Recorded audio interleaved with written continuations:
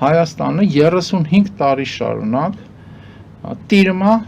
իշխանական համակարգ, որը իր էությամբ ապազգային է, հակապետական է, կորպորատիվ է, սպասարկում է օտարի շահերը եւ ընդհանուր առմամբ հակահայ է։ Հիմա այդ նույն իշխանական համակարգը 35 տարի շարունակ վերջին անգամ 2018 թվականին կատարել է իշխանության փոխանցում մի վարչակարգից մյուսին։ Ներքին բնականաբար պայքար է եղել, նույնիսկ հեղաշրջումներ են եղել, ներհամակարգային, օրինակ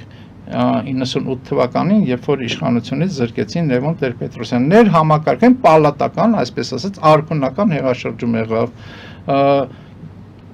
տարբեր բախումներ են եղել, ենթանք մյուս բախումը 2008 թվականին, հա, եղավ լուրջ բախում եւ այլն, բայց այնուամենայնիվ ի վերջո ներհամակարգային պայքարի արդյունքում մի գործող վարչակարգից իշխանության փոխանցվել է մյուս գործող վարչակարգին։ Հիմա գալիս է նոր պայքարի պահը, որովհետև 2026 թվականին ամենայն հավանականությամբ լինելու է ընտրություն կոչված միջոցառումը, որով պետք է վերահաստատվի համակարգի իշխանությունը ընդհանուր առմամբ, իշխանական համակարգի 35 տարվա, բայց նաև ներսում թե այդ համակարգի կառավարիչը ով կլինի։ Հիմա այդ կառավարչության հայտ ունեն այսօր 3 հիմնական ուժեր։ Կա ընդհանուր առմամբ 4 սյուն, բայց Լևոն Տեր-Պետրոսյանական մասը այսօր ակտիվ չի եւ այսօր ոնց որ թե չի անմիջական ուղիղ չի մասնակցում այդ պայքարին։ Կա 3 հիմնական ուժ։ Դա մեկը Ռոբերտ Քոչարյանն է, Դաշնակցությունը եւ իրենց հետ գործող ներդաշնակ ուժերը, դա Սերժ Սարգսյանն է, Հանրապետականը եւ իրենց հետ գործող ուժերը, եւ դա Նիկոլ Փաշինյանն է, քաղաքացիական պայմանագիրը եւ իրենց հետ գործող ուժերը։ Հիմա այդ պայքարը հիմա ընթանում է։ Պայքարի ձևը, որը ընտրել է Հանրապետականը, իշխանության համար պայքարի, դրա անունը impeachment-ն է, այսինքն անվստահություն հայտնել ազգային ժողովի միջոցով Փաշինյանին։ Եվ այդ impeachment-ի գործիքը հանրապետականները ներկայացնում են որպես ամենաարդյունավետը իշխանության համար պայքարում։ Եվ ձեր ասած հայտարարությունը, որը երեք եղել է հանրապետական կուսակցության գործադիր մարմնի կողմից, եթե չեմ սխալվում, դա հետևյալն է, որ հանրապետական ֆրակցիան, որը կոչվում է պատիվ ունեմ, այդ հանրապետական ֆրակցիայի պատգամավորներին հանրապետական կուսակցությունը առաջարկում է կամ ասում է, որ դուք հանրապետականի խորհրդից արժանավոր փորձառու եւ այլ հատկանիշներով դրական օրտված անձի ընտրեք եւ ներկայացրեք impeachment-ի այդ փաստաթղթի մեջ հնարավոր որպես բանի վարչապետի թեկնածու։ Այդ մոտեցմանը առ այս պահը կտրուկ դեմ է Դաշնակցությունը եւ Ռոբերտ Քոչարյանը եւ հարակից ուժերը նրանք ասում են հետեւյալը, որ դա առ ոչինչ տանող բան է, գործընթաց է, որովհետեւ այդ գործընթացում փաստացի պետք է մասնակից լինեն անպայման նաև ԿՊ-ի պատգամավորները, որպեսզի անհրաժեշտ ձայները հավաքվի, որպեսզի կարող հնարավոր լինի այդ impeachment-ը անել։ Եվ նրանք ասում են, որ պետք է գնալ ընտրություններ։ Եվ այս համակարգային պայքարը այսօր, ինչպես դուք ասացիք, ավելի եւ ավելի միսուարյուն է ստանում, հակադրությունները ավելի հանրային են դառնում, բոլոր իրար մեղադրանքները, տարբեր մեղադրանքները արդեն կարմիր գծերը հատում են, հա տաբուները հանրապետականի եւ Դաշնակցության կամ այլ բառերով ասած Սերժ Սարգսյանի եւ Քոչարյանի միջև վերանում են եւ այդ պայքարը ընթանում է։ Այդ պայքարին մասնակցում է նաեւ Փաշինյանը բնականաբար եւ Փաշինյանի համար այս ներքին այդ փոխադարձ հարվածները իր համար ավելի դրական հարթակ են ձևավորում վերարտադրվելու համար։ Համակարգը բավականաչափ հղկված է եւ համակարգը իշխանությունը պահպանելու եւ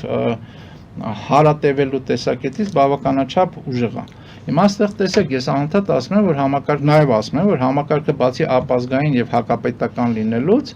հակահայլներ նաև կորպորատիվ է։ Ինչա դա նշանակում։ Որ համակարգը ունի իր կորպորատիվ շահերը։ Համակարգը քաղաքական չի, ինքը կորպորատիվ է։ Ինքը ունի իր կորպորատիվ շահերը եւ այդ շահերը այն բարիքն է, որ համակարգը անընդհատ ստանում է իր իշխանությունը շարունակելով։ Եվ երբ որ եւ հաճախ եւ հիմնականում պետական եւ կորպորատիվ շահերը բախվում են, այսինքն պետության շահից բխումը կամ ազգային շահից բխումը անել մի բան, իսկ կորպորատիվ շահից բխումը անել այլ բան, բնականաբար արվում է այլ բանը։ Եվ այդ տեսակետից համակարգը շարունակ հղկվում է։ Հիմա խոսույթները տարբեր կարող լինեն, այսինքն մի բանը մեկի մոտ դա ազգայնական երանգներ կարող ունենալ, Փաշինյանի մոտ ենթանք դա ավելի շատ քաղաքացիական երանգներ, այսպես ասած պետությունը դա հերոսը դա հարկ վճարողն է, միջև այդ եղել է հերոսը դա զինվորն է, այստեղ առաջնային է բանը, օրինակ կոռուպցիայի դեմ պայքարելը, միջև այդ եղել է բանի Ղարաբաղի պահպանումը եւ այլն, այսինքն խոսույթները այն ինչ որ այդ պահին որպես առաջնորդող միտք տրվում է շակերտներում հանրությանը, տարբեր կարող լինի, անգամ կարող համադրվի, բայց ընդհանուր նպատակը դա ապազգայնությունն է, հակապետականությունն է, հակահայկականությունն է։ Արդյոք կա արտաքին բան, վերահսկում եւ համակարգում, անպայման կա, որովհետեւ ես կրկնվեմ, ասում եմ, որ համակարգը սպասարկում է օտարի շահերը, որոնք են այդ օտարները։ Դրա մասին էլ ես այսօր ասեցի, բայց ելի կրկնվեմ։ Մինչ 23 թիվը հիմնական օտարը եղել է մետրոպոլիան, այսպես ասած, եղել է Ռուսաստանը, Մոսկվան։ Անունը Պուտին կամ որևէ այլ անուն, կարևոր չի։ Ռուսաստանի վերահսկողության տակ է եղել այս ամեն ինչը։ Կարելի ասել բացարձակ վերահսկողության տակ է եղել եւ փոխանցումը իշխանության բանից գործող այն ժամանակ վարչակարգից Նիկոլ Փաշինյանին եղել է բնականաբար նրանց իմացությամբ, համաձայնությամբ եւ վերահսկողությամբ։ Բայց արդյոք ուրիշ ուժեր չեն եղել կամ արդյոք հիմա այդ ուրիշ ուժերը չեն առաջացել ավելի տեսանելի իմաստով։ Ուրիշ ուժերը եղել են, ուրիշ ուժերից միշտ եղել է թուրք-ադրբեջանական տանդեմը, բայց Ռուսաստանի առաջնորդության ներքո։ Եղել են գլոբալիստական ուժերը, բայց Ռուսաստանի առաջնորդության ներքո։ Հիմա երբ որ վիճակը փոխվել է,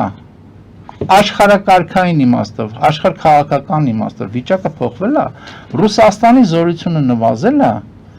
իմ ասած ռուս-թուրքական այդ հաղորդակցվող անոթների տրամաբանության ներքո թուրք-ադրբեջանական տանդեմի ազդեցության չափը ավելացել է։ Եվ հիմա նաև այդ համատեքստում ենթադրենք Փաշինյանը այդ խաղարկումը անում է թուրք-ադրբեջանական եւ ռուսական ֆլուգերային իր ճակերտները մելի արտաքին քաղաքականության համատեքստում։ Մյուսները հենվում են օրինակ դաշնակցական թևը ավելի շատ հենվում է ռուսական ազդեցության վրա, Սերժ Սարգսյանական թևը նույնպես որոշակի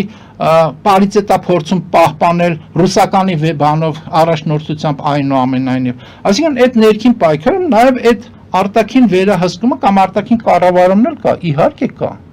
Եվ չի կարա չլինի, որտեղ համակարգի գոյությունը երաշխավորվում է այդ դրսում սպասարկող ուժերի կողմից։ Երբ որ Հայաստանում կլինի համակարգային փոփոխություն, արմատական փոփոխություն, եւ Հայաստանում կլինի ազգայնական պետություն, ազգայնական իշխանություն, այդ դրսի ազդեցության չափը, եթե չի զրոյացվի, գոնե կհասվի հնարավոր մինիմումի ինչի հաշվին։ Նրա հաշվին, որ քու ազգային եւ պետական շահ կսկսես արդեն համադրել արտաքին ուժերի, արտաքին կենտրոնների ազգային պետական շահերի շուրջ հետ եւ դա կբերվի որոշակի իրական գործընկերության, ոչ թե նրանց շահերի սպասարկում ի հաշիվ մեր ազգային եւ պետական շահերի։